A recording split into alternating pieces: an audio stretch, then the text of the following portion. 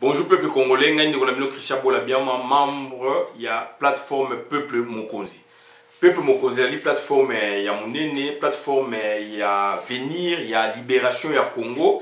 Et puis, il y a une plateforme Oyo, il y a ouverte dans l'association Nyosho, parti politique Nyosho, leader Nyosho, au Bazako Bunda, pour intérêt, il y a Mboka Nabiso, c'est-à-dire pour Bengana. Occupation pour la bucho lobito kumbela masolo en tant que congolais na bandeko oyo Afrique ya monde entier o balingi ba vanda na Congo ba travailler pe na bicho. Donc ezali plateforme oyo ezali ya ba congolais et toujours senga batu bozala adhérer massivement na kati.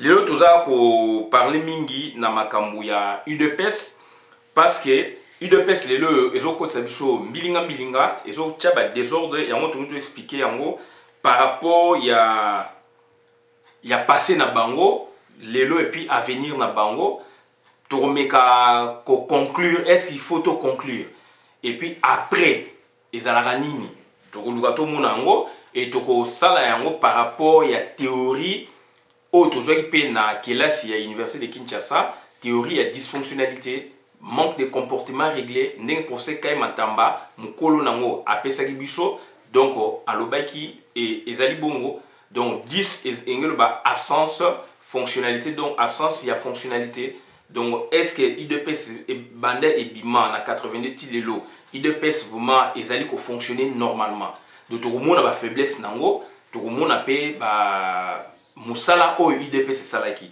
et na yango donc biso le toza ba continuateur il y a théorie wana puisque ça théorie oyo eza théorie savante oyo et début un peu dans parcours na biso na juin on a 88 89 la deuxième année graduée droit na Inikin et puis donc ezali théorie oyo ezali fondée ezali créée à partir il y a méthodologie il y a sciences sociales dites sociologiques ou ethnologiques ou anthropologiques. Donc, ezali méthode moko, ezali théorie moko dynamique.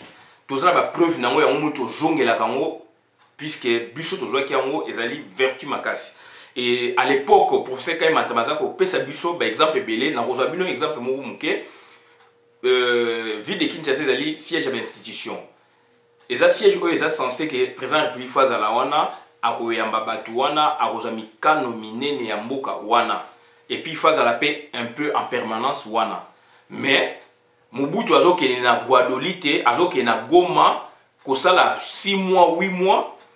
Donc bah tu faut au lieu que na capitaine bazo landaye na ba fin fond kuna alors ba côté na pesa développer donc azokende wapi surtout na Guadolite azokende professeur azoko expliquer so azokene na parenté, azokene na famille na ye élargie comme restreinte kuna tombo linga bokende ordre protocolaire pe eza mususu. Ordre protocolaire, il y a État, na Kinshasa, c'est un mususu.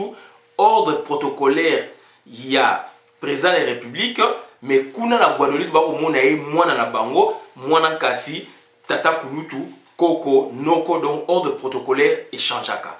Donc, ça la réalité sociologique, il y a terrain.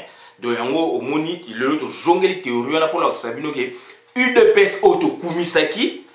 Et ça, la faiblesse nango et la faiblesse nango les ali visible, lisible et sengeli to l'accent la population pour na aider biso aider ba parti politique musu na ba association musu na ba leader et puis ba leader oyo bazali en herbe ba lobby et loko ni salama ki net na UDPS to benga ki donc parti national préférence nationale donc parti national espoir national et peuple et le est commis na position pourquoi. Donc, erreur fondée sur la parenté. Erreur ezali donc fondée sur la parenté, sur la façon oyo ba leader baza ko considérer chose publique, baza ko mona on est chose familiale. Puisque parti politique ezali ba chose publique, ezali institution publique de l'État, ezali une non institution privée. Donc, au côté de la Mozino et na yango donc au Kabole on a deux partis.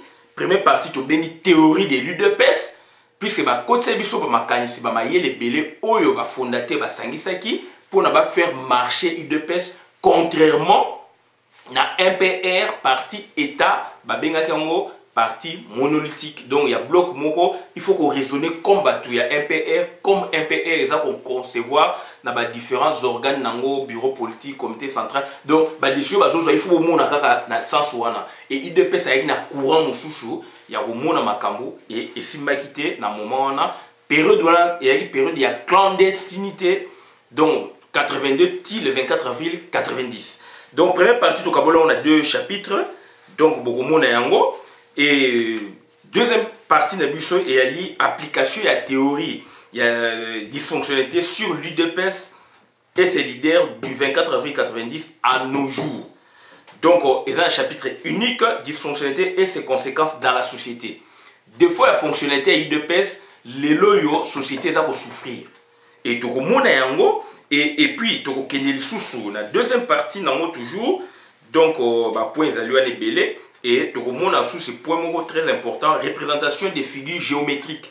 Tout ça, moi, dessin, boye, pour tout l'axabino, n'engi UDPS et zalaki, n'engi commis par rapport à dessin, figure géométrique. Et puis, est-ce qu'il faut tout conclure? Et après, les anines. Voilà, donc voilà un peu le raisonnement de l'ISO. Oyo c'est les bino pour la lelo. Donc, toujours qu'il y a un mouvement rapidement pour tout l'axabino. Donc, tout l'axabino, oyo, biso. Pour préparer pour Nabino. Chapitre 1. Voilà, vous avez un volet clandestin IDPS 82 jusqu'à 24 avril 90. Et puis tout le monde a pu voler démocratique à partir de 24 avril 90 Tinacé. Et la première partie, donc volet clandestin Zali, premier chapitre presque, volet démocratique, donc Zali Ming chapitre 2 et côté aussi dans la deuxième partie. Donc voilà un peu. Et tout le baboué. Chapitre 1, l'Union pour la démocratie et le progrès social, espoir national. Espoir national, mais avant cela, il faut dire un moins historique. Dans l'historique, dans le Sabino Mini Penza, dans le livre, il y a fondateur Lumbu, portrait Lumbu, donc ça lit beaucoup, il y a ma casse sur politique naïe, donc et puis à parler de origine, création, il y a UDPS. UDPS, s'il vous plaît. Socle Ezalaki, Tobengango, groupe il y a 13 parlementaires. Et puis Ezalaki nommé groupe de 13 parlementaires. Bazali pen intention à ça parti politique. Et parti politique, bon ça là on nini na moment où MPR parti état parti monolithique Ezali monopartisme mais les partis manquent Ezali dans la constitution. Bilo boibo ça deuxième partie. Est-ce que pouvoir en place à Rondimayango? C'est ça l'UDPS. Donc vous avez été obligé de côté la clandestinité opérer dans le terrain. Na mulili donc bazoki pe ba mikakatano ebele na yango siko histoire wana donc groupe il y a 13 parlementaires o ba komeleki Mobutu bazaki pe na kombo na bango qui n'est pas l'UDPS et ba y a rendez-vous et pas papa Mwakem, il y avait un groupe là-bas dont papa Mwakem, professeur Liaouna Batumususu. Tant ba ko sangana wana puisque il y a rendez-vous politique, certes il pour parler na création, il y a parti dès siko professeur Liaou ba intervenant ba juge ba par exemple professeur Liaou a joué na makanisi na ye na mayele na ende à démontrer à convaincre baninga na kombo oyo yenda bimisaki UDPS Union pour la démocratie et le progrès social de ba betaki maboko bango nyonso 13 parlementaires na commissaire politique moko na côté groupe na ba 5 ba beti maboko ne ba approuver kombo wana nde ba juya ngo ba bi bon kombo nde le komi UDPS. Et jusqu'au Mikano, kei nandaku ya papa na groupe na bango apese déjà préséance s'il vous plaît na papa Etienne Tshisekedi par rapport ya carnet d'adresse na politique, poids politique na déjà pese qui est préséance wana et puis donc keneki na clandestinité toujours kobeta texte wana nandaku ya papa Tshisekedi professeur Liaou porter Lumbu basalaki yango bango porter Lumbu na kyungu na batumsusu bazaki batu ya province il fallait bazonga kyungu zongaki porter Lumbu fondateur atikalaki basali bamikanana etc. Et ils ont évité déjà dès le départ. Donc dès le départ collusion entre papa Tshisekedi donc Etienne Tshisekedi na Ngalula.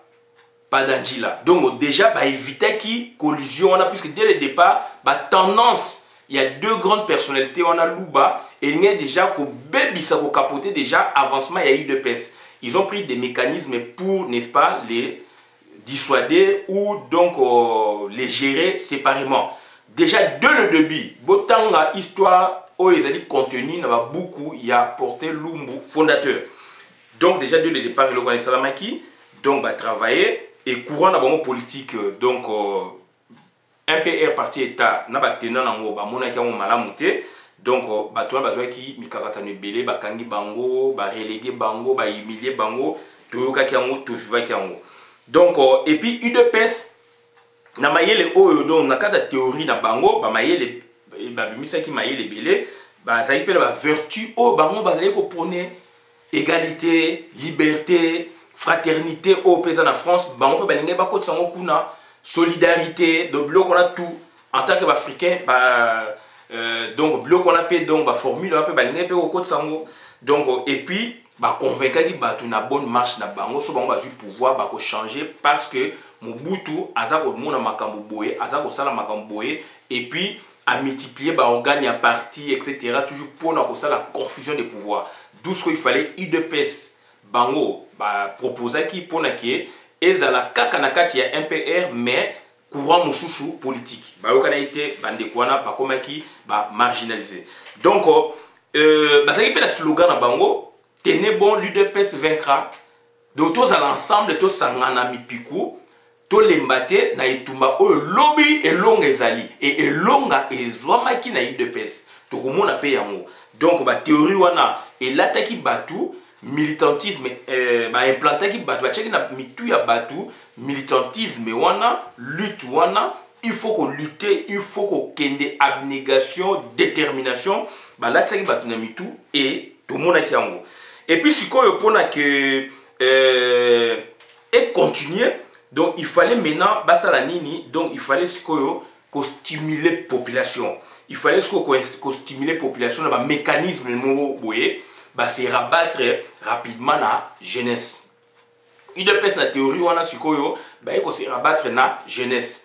Il faut bah joindre jeunesse na théorie na bango na philosophie politique na bango pour na makambo et marcher pour na jeunesse ne lobby eza venir ya mboka ba biso oyo tozalaki ba jeunesse nde tumai kanisi wana ba vertu wana ba théorie wana. Et là, tu as biso na mutu pour na to bundela UDPS et to bundela qui UDPS. Donc c'était une technique pour na que donc population et s'approprier na ba vertu wana na ba théorie wana donc et puis et s'approprier comme ya bango et surtout la jeunesse.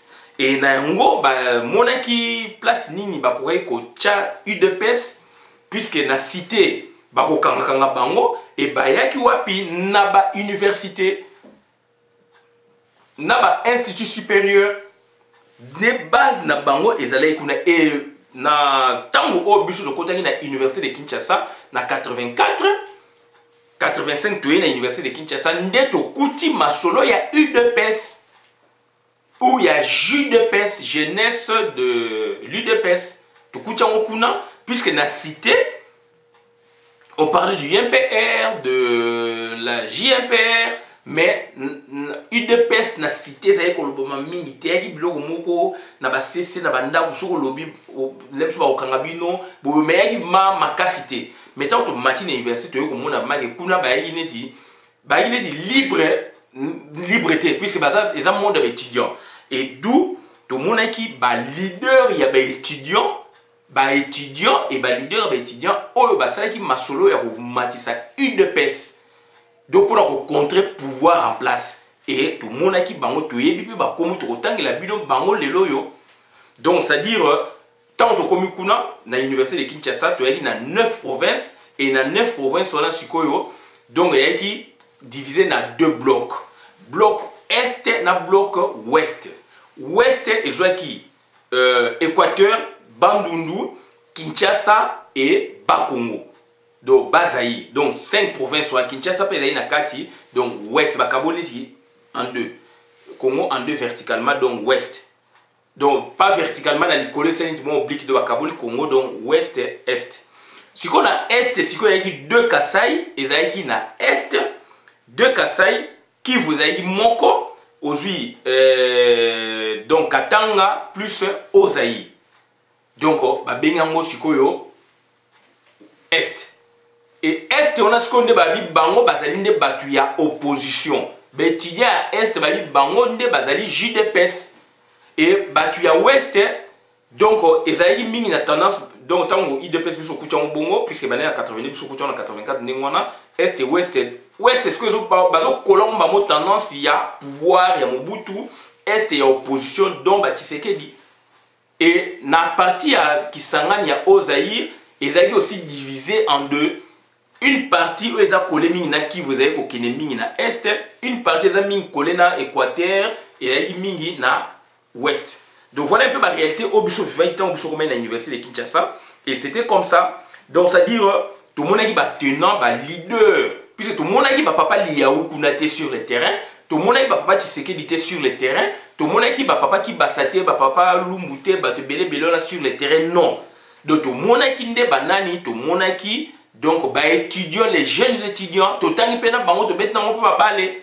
Donc tu es bien qui peut bango. Donc voilà bango tout basa qui masolo il y a UDPS jeunesse na unikin. Donc installation ça ben malamu après moula mi balé misatu et comme accord de Guadolite. Les accords de Guadolite et comme est-ce que batu ya UDPS Mobutu asali makas pour bazonga na MPR. Asala même meeting moko lo bakango que bande ko la biso ba kende mpanzi bazongi na MPR. Donc bango tout bazonga ki mais après sous ba sous ndambo bato ba yesu ko bima na kati ya ba yeko bima shu na kati ya MPR ba zongi na UDPS. Donc ba continuer sous musala donc Etienne Tshisekedi. Omoni donc eloko to lo bango ezali très important wana papa Kibasa akomaki ministre sport na 87 na bakor a Guadolite bangalula padanjila bakomaki ba membre comité central ba te belé papa Liaou azali na Boston.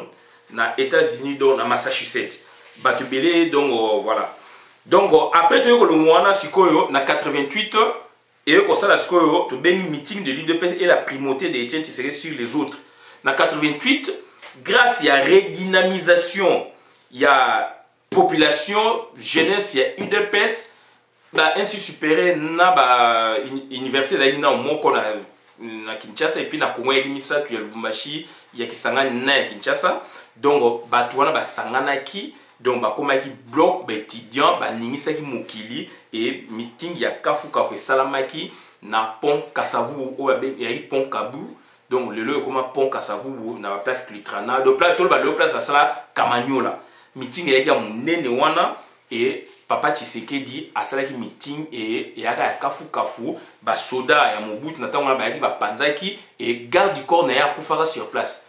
Et préparation dans le temps de ça na campus bus aux allées toujours mona na ba bus ndenge batu ba étudia ba zali ko kita hein et y a un système bani on a vécu ça puisque j'étais sur le terrain et malheureusement batu ming ba kangi bango il y a un directeur il y a prison ça je vous dis avec sincérité un directeur à prison nous avons des membres il y a eu deux PES donc à Kei meeting bakangi batu ba mema na prison ba meme na prison directeur ya prison mais membre ya UDPS batu ba puisque yaki parti moko soko lobby kombo ya ba leader wana lobby kombo ya parti wana bakangi yo siko na clandestinité dans la 88 bakangi batu dont un directeur ya prison un agent de justice ya prison centrale à Makala ba memi na prison place à Salaka baya boye babani ko kikisa batu pona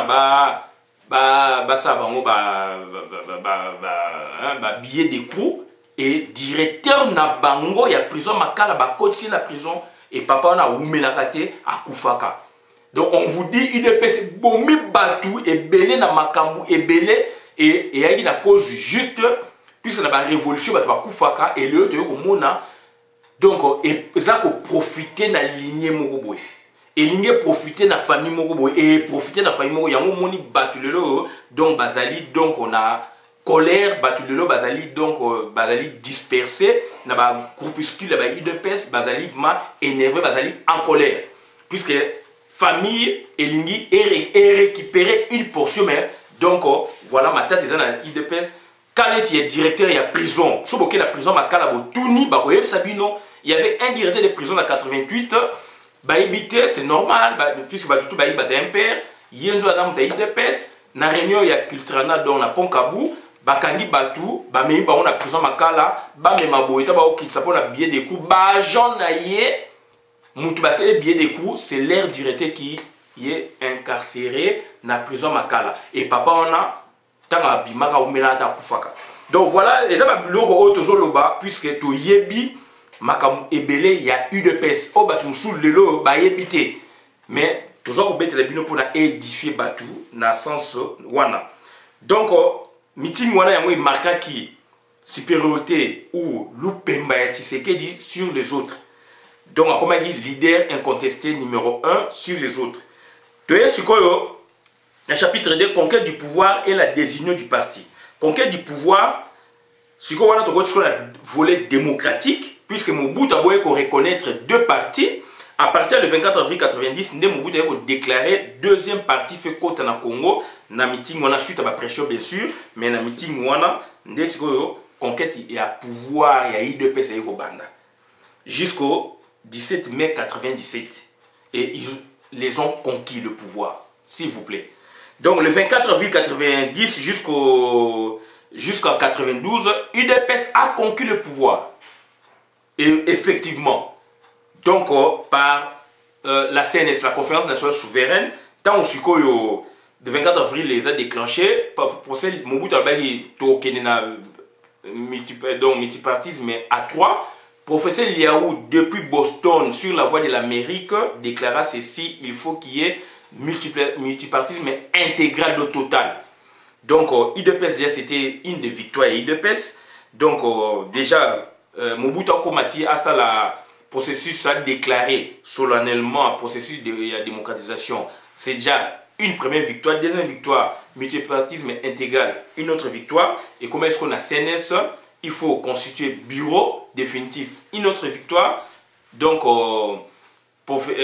Cardinal Monsengo actuellement, anciennement, avec Monseigneur, Yemutadaï président Nango, vice-président Papa Iléo Songo Amba, et secrétaire Nabango, aujourd'hui professeur Kalachi Bango Oba Utuko Kangababimisi, aujourd'hui Nabate Bele Bazalaki Wana. Donc, il faut gagner na bureau, conseiller bureau doit gagner élection, et ça mène l'élection, gagner, tu as pouvoir. Donc, il y a une élection, il y a premier ministre, Ndenge Bakor et Salamaki, président de la République a reconduit, et puis l'élection, l'institution, il fait Salama, et l'institution, premier ministre, Ebimi Kuna, donc en la personne d'Etienne Tshisekedi, élu à la conférence nationale souveraine. Après, c'est quoi, le 17 mai 97 aussi, UDPS a conquis le pouvoir de façon linéaire. On parle d'une seule UDPS, de la famille UDPS. UDPS a conquis le pouvoir aussi le 17 mai 1997, puisque leurs membres n'ont côté d'un gouvernement, il y a AFDEL, dont Maman Justine Kassavoubou, qui fut secrétaire général extérieur, il y a UDPS, et hier en son temps, elle avait respecté ses engagements, contrairement à Lelona Félix Chilombo, à la secrétaire général extérieur, mais il est toujours à l'intérieur pour s'aimer la zizanie là-bas, et c'est lui qui prend, qui usurpe, n'est-ce pas, la place ou le poste de secrétaire général, il y a UDPS. Mais maman Justine Kassavoubou, en son temps, elle avait respecté, on la suivait depuis Kinshasa sur la télévision belge, elle avait tourné, qu'on sa instruction, et c'était grave. Tant la police belge, pour la paix, c'est elle depuis Belgique, bima, soda belge, bima, soda français, bima, puisque le peuple a tellement je pense. Donc, maman, je sais qu'à savoir, en tant que secrétaire général extérieur, elle avait respecté ses engagements en tant que telle, et il n'y a pas eu usurpation dans ce moment-là. Et on verra maintenant la dysfonctionnalité dans la deuxième partie, comment on est arrivé à un niveau où Chilombo a s'accaparé dans tout. Donc voilà un peu, donc il y a eu échec cuisant aussi des UDPS. En 2002, puisque Mouzel Laurent Désiré Kabila a boumillé, en 2001, donc en 2002 maintenant, il faut Kanambe a eu pouvoir dans le moyen moko retour en 2001, janvier 2001 à 2002 comment est-ce qu'il faut partage à pouvoir, il faut compromis politique global et salama au babengi accord à Sun City baké na Sun City bako ça ba compromis kuna yayi maintenant UDPS na 93 déjà UDPS ba kabwanaki hein donc na bosane ko yisa bino UDPS déjà ba kabwanaki puisque suite à quoi suite il y a pouvoir il y a primature.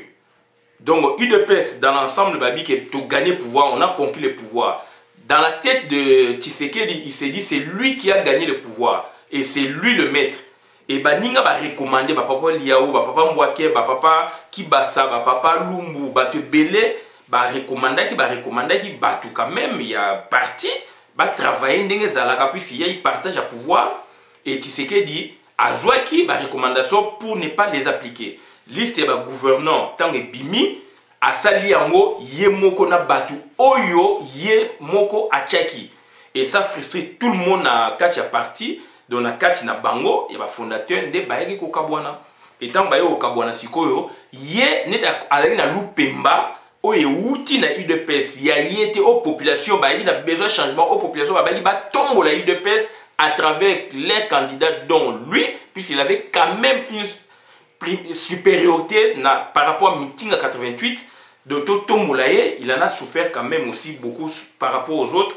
Donc lobby ya yé bongai place yobima bongai on verra ça na théorie à dysfonctionnalité bongai bimi na fabrication bimi kala abi yé donc ba yokanité ba kabwani ya kosala UDPS na ye na statut na ye juridique mususu statut juridique ya ba fondateur etikali na ba papa qui basama liba et busso en tant que membre UDPS te combattant parlementaire debout na ko bango kalaté na poto na ba contact na ba discussion na ba débat na ba lecture te comprendre ba vraie vérité puisque tout ça ba réunion ya UDPS et pas papa qui basa siège ya UDPS en wana il y a union sacrée pour ba sangana pour ba parti mususu mais à un moment on venait là-bas ba réception te bokende kuna papa liya utanga uti Boston après quand ba moment oyo alors ça la réunion babi awate kotokuna wapi na India na Matonge tolanda professeur Liao kuna oh c'était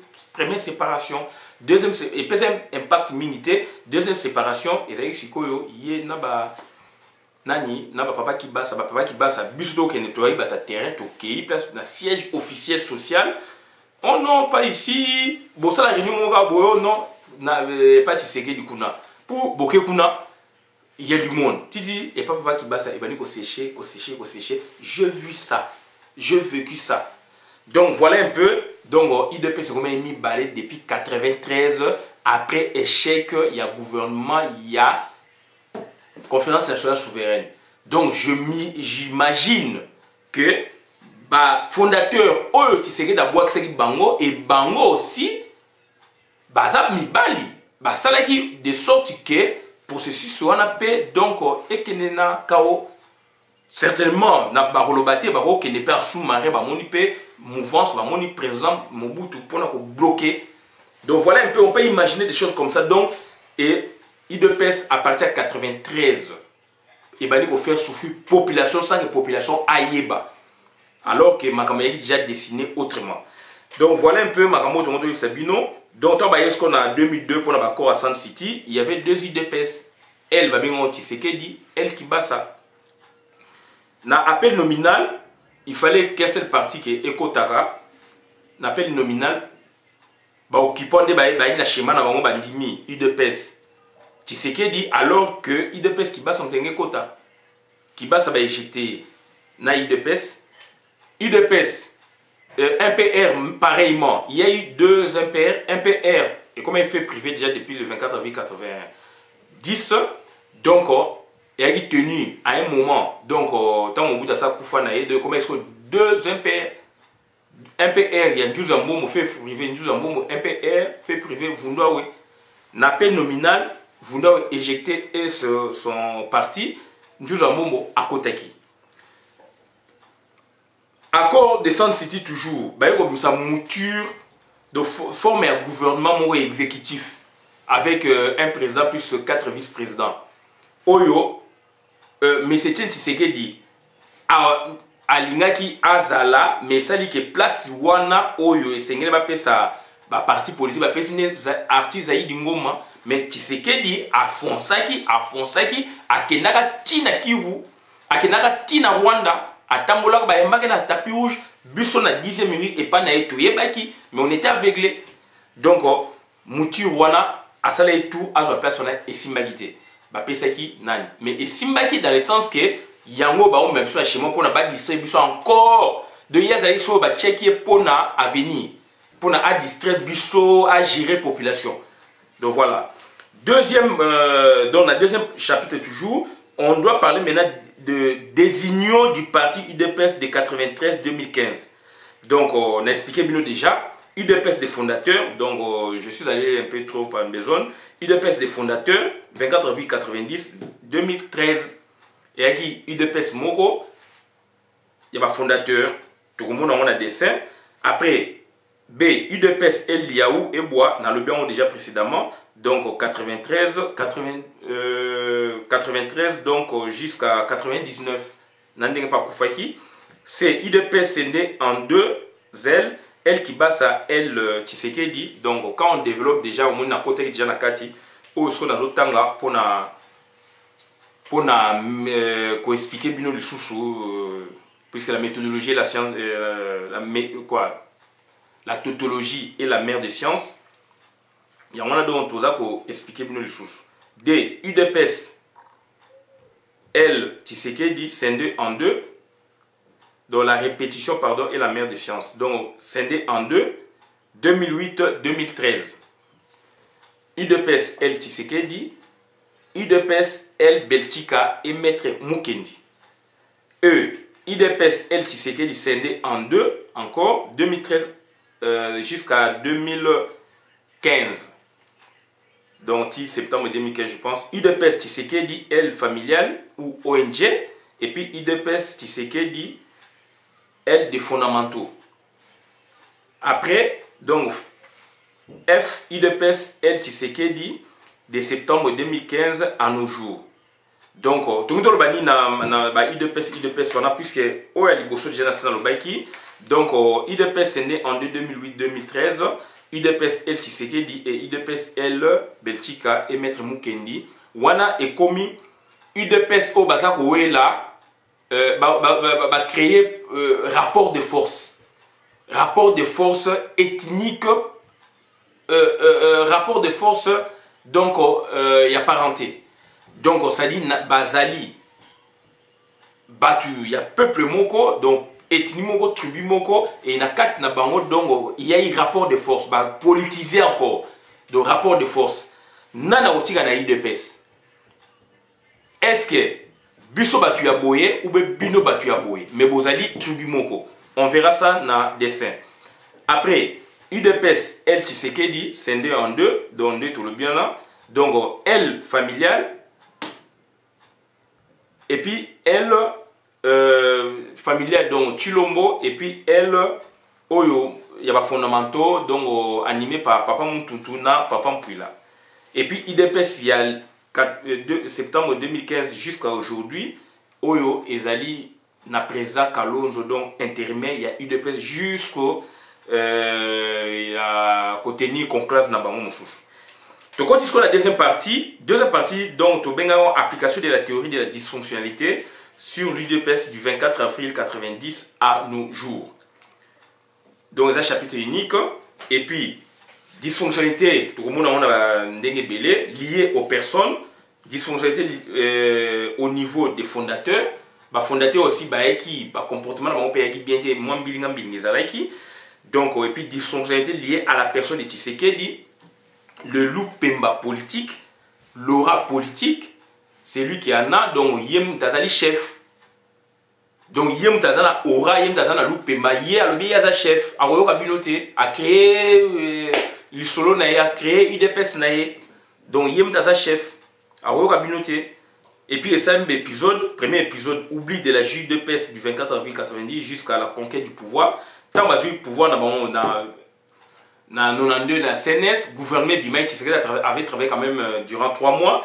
Ngai na mutikali komona jamais ba leader ya JDPS au badayi na Inikin ba kota na pouvoir ou bien ba structure moi pouvoir na mona moti na otanga neti Valentin Dielo mwana ya professeur Dielo Impenge que son âme repose en paix totanga na ye to betane balé donc mwana wana un étudiant na première année graduée deuxième année graduée donc un grand étudiant donc intelligent à s'engager qui vraiment dans la partie politique UDPS mais et au ça là je crois ok tellement bango ba tena ba ningisaki Inikin donc ba ko radier ba belé ba radier bango pona cause ya UDPS na professeur recteur Bingo Tomandoko na PA décision ya université Bimaki na tango wana balongoli batu belé dont Valentin Dielo alors que université de Kinshasa parmi les 3 universités qui na moment avant 90 faculté droit ezalaki na université de Kinshasa donc il faut Valentin Dielo pour continuer azela kimbula mibale misatu na ndaku na bango tozomoni pas zoleka na Inikin wana et puis na plateau puisque plateau na ya ba professeur Inikin eza ensemble presque eza ba bloc moko eza en faisant donc même concession to roloba donc concession université et Valentin Dielo en a souffert muto abundeleki UDPS ba radier moya que no tanga ailleurs ezate 2 ans 3 ans après ta ba fungoli université Lubumbashi faculté de droit nde accueilli ko continuer kuna na ndenga silisaki na université de Lubumbashi akoma magistrat munene na Kinshasa n'époque wana déjà tant asisaki donc Valentin Dielo na 90 tant démocratisation salami toujours ya et pas papa qui basa puisque ça siège officiel ya union sacrée ya UDPS baza bayebi été bazo ngoko ça été bazo bloquer biso na na yisi Dielo ngai mais ngai ba ko bloquer je peux comprendre mais pas toi tu as servi ce parti toujours comme on a eu combien de photos okuta na wana boye structure muso bimi na kati ya parti bien sûr mais JDPS a été intégré donc on a vécu ça avec Dielo autre dans la théorie de la dysfonctionnalité liée donc toujours na personne il y a premier ministre il y a autaki na parti UDPS tant que pouvoir a boire si baninga na ye JDPS ça les musala na terrain ezali ba acteur politicien on a été et acteur étudiant jamais dans mon équipe Nemus il y avait un Nemus un autre tenant il y a Est étudiant mais il a tendance il y a UDPS donc au Est bah tu as bloc Est Nemus je l'ai pas vu intégré na ma structure ou na gouvernement au UDPS à Salaki na mon Nemus Biabouze qui était devenu le dirigeant. Il y a université, il y a étudiants, il y a universitaires, il y a tendance à qui vous tendance, il y a Est, tendance, il y a UDPS, tenant, il y a bloc Est. Biabouze dans mon qui était, qui est dans la structure, il y a UDPS, même la secrétariat général, ou bien un poste ministériel. Dans l'article, on a dira 3 mois quand même, au UDPS et qui pouvoir. Donc, deuxième épisode, de Robinini. Il y a un népotisme éclairé de octobre, deuxième épisode, hein, donc népotisme éclairé de octobre 2011 à nos jours. Et puis le chouchou, pendant au Baksaga, dans le cadre, il y a Oubli, il y a JDPS, tant aussi UDPS, elle qui bat ça, du pouvoir, et pas Mouzek, Laurent Désiré Kabila, donc ils ont conquis quand même le pouvoir autrement. Je pouvoir dans le ministère banani na tikale koyo kate Nemus checker dans le ministère ou conseiller quelque part na tikale koyo kate Dielo Valentin checker au ministre ou dans le portefeuille puisque bazo ba pouvoir mais Biabouze pareillement mais tout le monde qui engagement au salamaki bata UDPS ba kota qui na pouvoir donc on a période ya musée donc il y a quand même 2 conquêtes, il y a pouvoir dans la UDPS officiellement. Mais il y a oubli aussi, il y a jeunesse au Bamba Salaki. Là, nous sommes dans la théorie de la dysfonctionnalité, manque, il y a comportement réglé. Donc, népotisme éclairé de octobre 2011 à nos jours, on a les 2 épisodes, surtout après le 28 août 2015. Ah, on parle d'un chèque de plus de 400 000 $ ou de 800 000 $ que Papa Mouyi aurait remis à Maman Marthe pour n'abattre un compte il y a Tshisekedi pendant la campagne. Donc Papa Mouyi a eu Tshisekedi, dans un chèque A ou il y a eu représentant, il y a parti représentant, donc il y a Benelux, il y a UDPS, il a confiance na ye, Moutoua Batou, un grand leader, PCA, Misolo, donc chèque on a 800 000 ou 400 000. Avion a Bengi, président national, Bino Zongo, Tchango na chèque na compte ya maman. Il n'est pas respecté ni Beko, papa, à celle virement na compte à maman. Donc UDPS a na compte ya yi moko bouyete. Donc ils ont posé problème ti lelo na ba comptabilité officielle ya UDPS, ba trace wala ba mbongo et monanité. B. Donc tant makambu ya élection salami, échec salami, donc Tshisekedi normalement gagné, mais babo au PC pouvoir de y a une réorganisation, il y a une institution pour faire démarrer le pays initié par communauté internationale dont ambassadeur il y a Allemagne na Congo. Asoyena Tshisekedi, asoyena Kabila, asoyena Tshisekedi pour la Tshisekedi ba ko réorganiser soit ça le gouvernement d'union nationale Tshisekedi a fait sa moutunaye mais pas son fils. Puisque Mindele bayebi biso acteur politique. Mon déjà Tshisekedi a bimisa mwana naye. C'est bon, nous on veut maintenant, ok, yo au gagné, yo zali na légitimité, yé azali na légalité. Donc yé azali impérium, yo zali na clé. Yé azali na pouvoir, mais yo zali na clé pour pouvoir wana fonctionner. D'où on va faire la chose to bo sangana. Mais yo pesa mutu, mais yo te pesa mutu na yo. Mais moi na naote conditions za pesa mutu na yo, mais mutu famille na yote et surtout moi na naote. Tshisekedi d'abord NON il faut moi na nae. Donc makamo e bandi les loté. Puisque aujourd'hui on est maintenant avec les acteurs de l'UDPS et on commence à comprendre la vérité cachée. Raison pour laquelle on vous parle maintenant de la théorie, il y a dysfonctionnalité, manque de comportement réglé, absence et fonctionnalité. Nakati il y a UDPS, mais il nous faut des scénarios où bazo bimsabiso libanda, où batumusu ba aveugle, bazo monake. Donc famille Tshisekedi bazana raison, famille Tshisekedi boy. Donc ambassadeur y Allemagne azali botunaye ata botuniete. Donc il y a une résolution de l'Union européenne par l'ambassade d'Allemagne et l'ambassade d'Allemagne a lobby biso en Allemagne. Ce qui biso la Union européenne. Boyebi puissance Allemagne, boyebi grandeur Allemagne. So biso to lobby, makamoto yebi sibino pays moko eko contester ezalité. Donc toujours résolution boyengai Allemagne na ju na yebisi bande konanga ya Union européenne bandimi. États-Unis a d'accord pe pour tout monde qui bango. Donc il faut que ça la gouvernement d'union nationale puisque au gagner aux la légitimité. Au kuna gagner dans la légalité ba reconnaître la Cour suprême. Bo sangana mais yo ko se représenter yo kopé sa mona na ote pesa dauphin na yo ba bouye bimaka que mutu moko ma premier ministre Tshisekedi akochaye boyoka kiamu.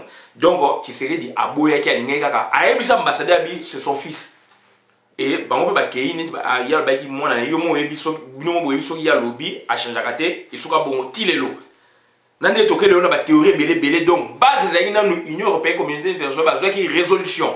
Donc pour na ke tout ça gouvernement d'union nationale na format il y a Zimbabwe na format il y a Kenya Raila Odinga alobaka même temps ba élection seulement qui a gagné l'élection et au ça que union communauté internationale qui résolution telle que il y a la premier ministre va continuer pour la transition et que ne muta batu andimaki et ça peut conquête à pouvoir il va te cause président de la République non. Conquête à pouvoir, soit dans le pouvoir, bah pessimino poste na, bah pessimino quelques entreprises publiques de l'État ou bien territoriales. Et ça conquête à pouvoir. Donc ça dit conquête à pouvoir au battement mon présidence de la République, mais c'est malheureux. Donc raison pour laquelle tu as vu que UDPS elle qui bat ça, ils ont conquis le pouvoir. Et UDPS Tshisekedi na ba fondateur, ils avaient aussi conquis le pouvoir linéairement. Donc UDPS a conquis le pouvoir par 2 fois. Donc, tant que vous pouvoir, puisque vous reconnaître légitimité, vous reconnaître puissance, force, na terrain, en tant que parti ya mboka. Donc c'est-à-dire eloko wana il faut toyeba yango. Donc Tshisekedi aboyaki et puis sikoyo donc aye kosenga impérium amemi biso sur na ba formulation moko populiste impérium a reconquérir pouvoir à ça les sous vidéo par 2 fois tout PC confiance à renouveler et ben mbongo misole côté que belé pour la destination ezala inconnue et à sali eloko monter le moni et comme makamususu impérium vérité des unes bien que vérité des unes qui version à monseigneur cardinal Mosengo bango pe bataille de pes balanda kiango impérium boye tout ça après sikoyo toyo koma nini ba institution on a constaté quoi donc ba institution sikoyo ba bafoué donc IDP sikoyo a bafoué masolo et Tshisekedi ayo shuko sur résolution nini ayebisi na batu na ye oyo 80 ba bimaki ba député ya UDPS que bokota na parlement te batu mingi baboya kokota na parlement batu ka ya UDPS te et allié tu connais dit ka Diomi Ndongola a renoncé parce qu'il a confiance ya Tshisekedi un allié ya UDPS a eu la confiance à Tshisekedi parti chrétien nani bayi na mokozi na bayi na confiance à Tshisekedi pour ba reconquérir na impérium na ba théorie ba slogan ya kriaka populisme ya kriaka donc bandimaki pona ke asala eloko moko te et batu mingi baza sacrifier le honnête ba Diomi parti na epele le comme na se alors que Diomi promettait quelque chose na nation donc nation baza ko za mingi pe na Diomi nongala donc voilà un peu alobi bongo batu mingi balandi mais leki na ya mwasi bilongo ekute kokana leki na mwasi aboyi kondima makama ya na ye aboyi kondima na makambu ya président ya UDPS azape ya na ye aboyi asiégeaka na parlement mwana na ye Chilombo aboyi asiégeaka te mais azwaka mbongo na parlement beau-frère na ye Sami Badibangi je pense Sami Badibanga pour na Christian Badibangi te mais Sami Badibanga leka maman Marthe yepe asalini aboyi masolo décision ya beau-frère na ye puisque ba moni ke za ba aventure ba siégeaka ba zoka misolo na bango mais ba te belé ba BBC vi na bango likolo ya IDPS tina niveau wana donc voilà un peu dysfonctionnalité manque en comportement réglé et Tshisekedi a ko privilégier nini parenté a ko privilégier nini famille na ye a ko privilégier nini batu oyo ya lingi bazala na ye batu wana nde mutu ya ko pesa bango pouvoir akomi ko ndima ko traiter na bango et dans l'entretemps azali en sous-marin avec les occupants et ça mawamingi épisode ya sous nini 93 jusqu'à 2012 tokoloba nini Laura Tshisekedienne ou les loups Pemba ya Tshisekedi n'est qu'un gâchis pour la nation. Tu expliquer bino, tu démontrer bino Mandela Tshisekedi a aussi la politique il y a kanda, politique il y a confusion, politique il y a égocentrisme, alors ça politique il y a ndenge mususu ya bondoki et mettre sa bino soi-disant il en a souffert pour le pays, bien sûr, on veut bien, mais il faut au-dessus de la mêlée, il faut transcender. Tu peux savoir kaneti ya Mandela, bakangaki na mboka na bango, ba mindele baya, bien que zali mboka batu mwindu, ba mindele baya, bakangi na politique zali apartheid durant 23 ans, 93, 63, 90, tawa bimisie a sengi pardon, a créé commission nationale de réconciliation et boye. Donc Mandela Yosanini a faire avancer les choses. A faire avancer les choses dans Mboka na ye. Donc Mandela a fait avancer les choses.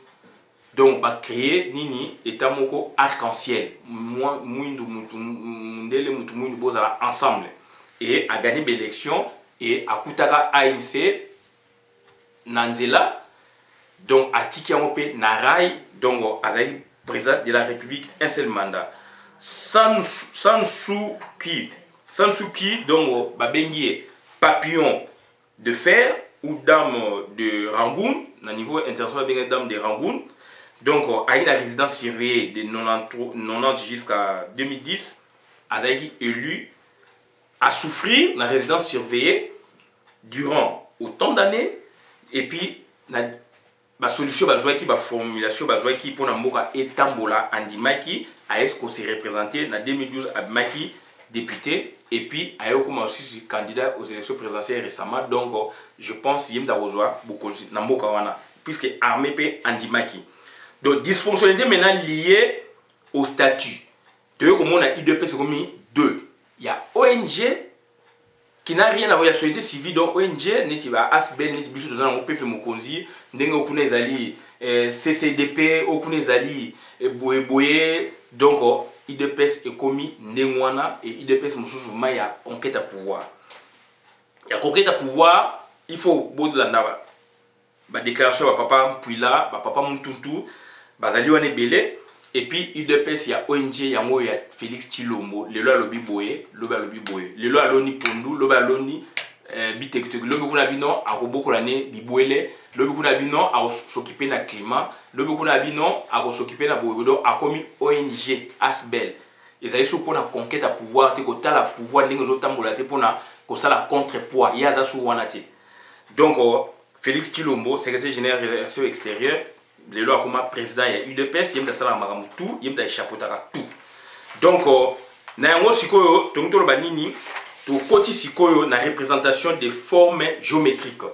Représentation des formes géométriques, on va vous expliquer rapidement. Donc, représentation de formes géométriques, to zali awa na ka, ou to expliquer bidon, to représentant IDPS de fondateur 90, 93. Donc, Bazaïki, na bloc Oyo, et ça va dessin, hein? Donc, na bloc Oyo, tu as IDPS du directoire, et il est dirigé par Kibasa, le président, Liaou, Tshisekedi Mbwakem, tu as fondateur avec le secrétaire général Birin qui ne l'était pas. Donc, IDPS Oyo, population en général, 4 quarts, il y a pourcentage de la population, Bazaïki, Olanda Bango, donc, Bicho Oyo. Donc, tu es sous Awa, 2 cas, autre qui y a ma casse vraiment, n'est pas le licolo, procès Liaou, à Kennedy dans 93, donc, tu expliquais Bino pour la canalité. Donc, puis, première session, il y a eu 2 pièces, il y a eu 2 sessions, mais partielles, mais il y a eu 2 pièces, session, ma casse, il y a eu dans 93. Et comme il y a eu 2 pièces, mi balai, elle qui bat ça avec papa Mwakem, papa Lumbu, basé Belewana, et puis elle, Tshisekedi, yé, n'a pas et puis avec quelques fondateurs, n'a pas chouchou. Donc, il y a 2 quarts, donc 4 quarts divisé par 2, comme 2 quarts, il y a un bloc de part et d'autre. De l'Awa, de 93, tu regardes de façon linéaire, de 93 jusqu'à 2008, IDPS Tshisekedi. 2 quarts, donc par où il y a Tshisekedi Yangoyo, IDPS Tshisekedi scindé en 2. 2008-2013. Donc 2 quarts, on a ce qu'il y a divisé en 2.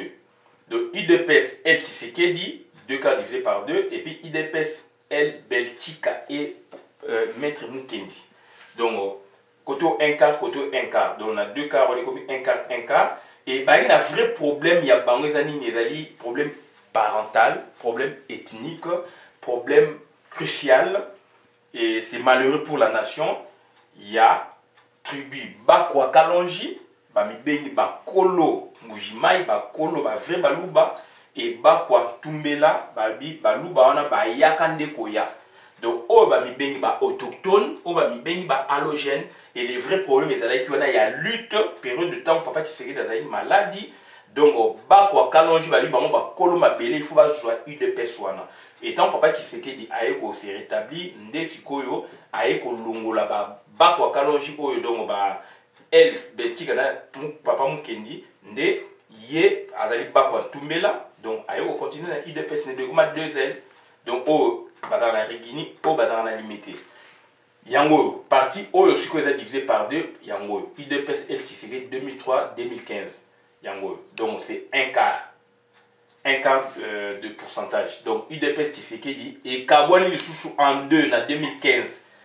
Donc, parti Oyo, Kabouani Chouchou en 2. El Tshisekedi ou Tshilombo, confusion à total. Donc, Tatala Mouana Batika Bazali Awa, Koto Yali El Kalonzo. donc papa Mpula bazalia wa papa Mututu bazalia wa. Donc on a un quart on est 0 divisé par 2 0,50 quart de pourcentage de part et d'autre. Donc ça dit place où je connais place des ordres des alliés parce que Tshisekedi à partir de 2013 a eu deux statuts signés par lui-même Tshisekedi Etienne Tshisekedi a eu créé Oyo ya bango ezali L Tshisekedi ou Chilombo ONG et puis koto ya C El Kalonzo ezali piloté na ba Kalonzo na ba papa Mpula na ba papa Mututu oyo ezali sikoyo nde IDPS ya conquête à pouvoir oyo ezali ONG donc bazana objet na bango mususu et comme société civile oyo ezali parti politique. Or société civile parti politique nyoso ba benga ngo donc bango tout bazali na kati ya ONG pardon na parti politique bakota na société civile mais bazana deux objets ou des objectifs différents. Ah où ezali conquête à pouvoir ah où ezali vision na bango ezali pouvoir politique ba institution politique où ezali vision institution politique te pouvoir politique te où ezali vision donc il y a société civile vision mususu donc la vision ezali diverger déjà ou converger à partir ya objet entre les deux. Donc il y a un moment Chilombo le lobby boye le boye sous couvert toujours net à au conquérir pouvoir mais officiellement à ça au conquérir pouvoir à comment ONG. Donc voilà et après maintenant et après il y aura quoi? Et après après donc pour la conclusion donc la conclusion on peut pas conclure puisque c'est une matière mouvante, une matière qui bouge, donc c'est une matière qui se meut, donc qui bouge, qui remue, mobile, donc on peut sa conclusion, mais sauf qu'on peut donner des pistes. Pistes des alinétis, idée d'une structure intérimaire est géniale, il n'y a pas Kalonzo pour reconquérir maintenant les autres ailes, pour Bakutana, Basangana, IDPS à Mounene, et puis IDPS qui basa na musala mona qui basa lo sala Frédéric Raphaël qui basa lo sala kokuta déjà papa Mpula ezali déjà efficace kokuta na Albert Moleka ezali déjà efficace kokuta na tendance no pour basala IDPS à munene et c'est la vraie IDPS nde yango oyo ya El Kalonzo. Donc na yango to sepeli nde to senga kaka le peuple doit élever rapidement un leader pour mener à bon port la destinée du pays sans être englouti par le loupéma politique, mais que celui-ci, le loupéma politique, doit être canalisé par ce leader providentiel. Dans un mot, le bi, Ingeta, victoire à côté de la biso, écoute à la biso, bolan la vidéo, malamu, et c'est regrettable, IDPS, les alliés morcelés, et Etienne Tshisekedi, yemoko aloba, yango alobaga, il reconnaît. Donc, Moutou Azali vivant, azo reconnaître que famille n'a déjà ekabwani. Azo reconnaître en mais il ne peut rien faire puisque Azali n'a pas occupant. Et Tshisekedi en limite dialogue, est-ce que dialogue est Azali pour nous? Ils ont intérêt à Bissot. Et voilà, Bolani, toutes les péripéties à UDPS pendant 85 ou 80.